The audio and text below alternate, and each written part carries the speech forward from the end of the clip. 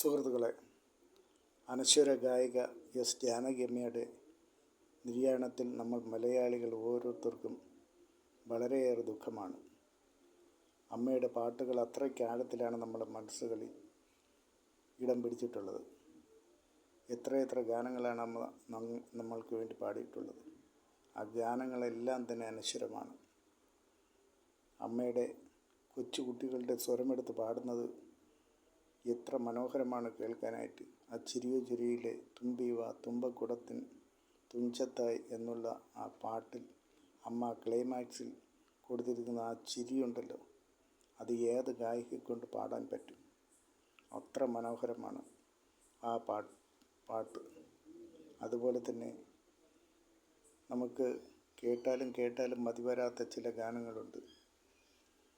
നമ്മുടെ മാതൃസ്നേഹത്തിൻ്റെ പച്ചപ്പ് നിറഞ്ഞ വിഷുക്കണിയിലെ മലർക്കൊടി പോലെ മഞ്ഞിൻ കണം പോലെ എന്നുള്ള ആ പാട്ട് തന്നെ വളരെ അർത്ഥവത്തായ ഒരു ഗാനമാണ്.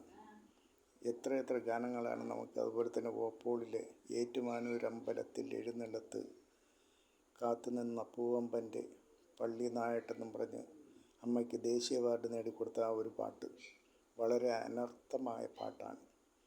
എത്രയെത്ര പാട്ടുകളാണ് അമ്മ നമുക്ക് നൽകിയിരുന്നത്.